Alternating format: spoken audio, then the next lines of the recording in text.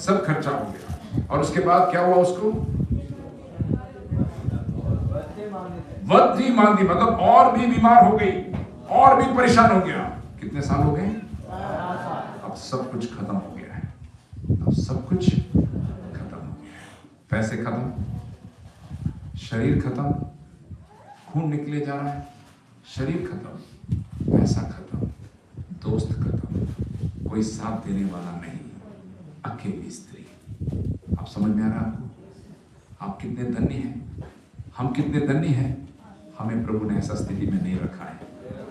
होता तो हम टूट जाते, होता तो हम खत्म हो जाते।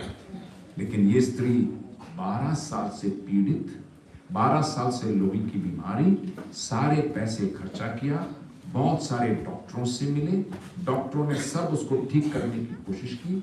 जितना ज्यादा ठीक करने की कोशिश करते थे उतना इसका हालत क्या होता था? खत्म। अब क्या सोचेगी? पैसा खत्म हो गया, बीमारी बढ़ते जा रही है, डॉक्टर के बचे नहीं है, क्या सोचेगी अभी? आप उसके जगह होता तो क्या सोचते? ऐसे सोचते आप? तो फिर क्यों नहीं आते?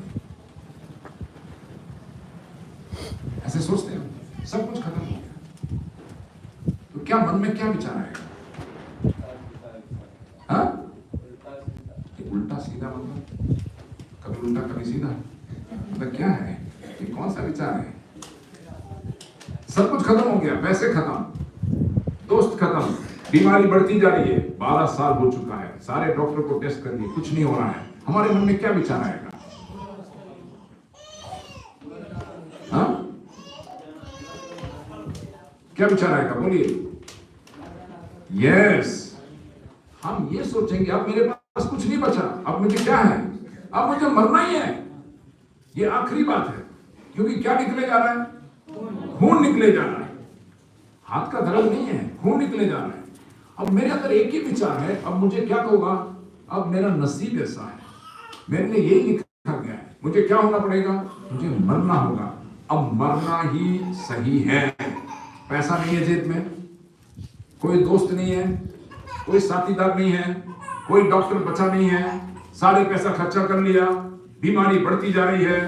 एक दिन नहीं, एक साल नहीं, 2 साल नहीं, 6 साल नहीं, 12 साल हो गए हैं, कुछ भी नहीं हो रहा है, सब कुछ खत्म हो गया।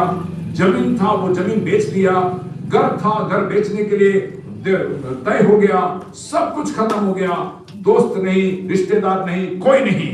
मन में क्या विचार आएगा? अब कुछ नहीं रहा, अब एक ही विचार है, मरना ही ठीक है। क्यों ऐसे में जीऊं? कैसे जीऊंगी मैं? कितने साल और जीऊंगी? मर जाना ही ठीक है। ऐसे विचार में बैठी हुई थी, तभी एक काम हुआ।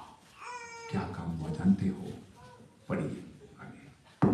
वह यीशु की चर्चा सुनकर, ओ हालेलुया। अब आपको सीन समझ में आ रहा है? वो घर पे बैठी है, मैं आपको उस घर में ले जाना चाहता हूं जहां पर वो स्त्री रहती है।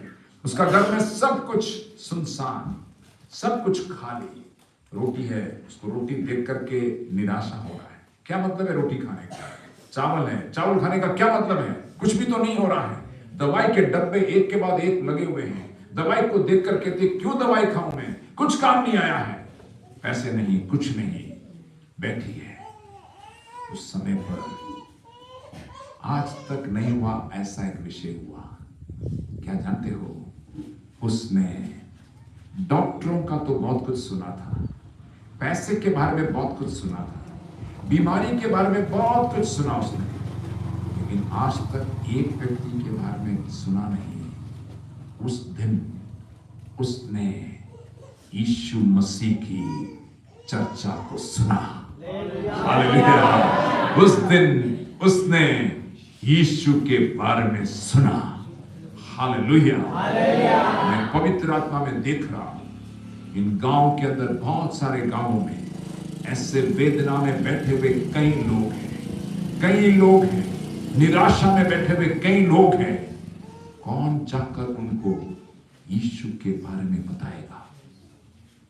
वो मरने पर तैयार है, सब कुछ नुकसान हो गया है, मरने के लिए तैयार है, लेकिन उसको यीशु के बारे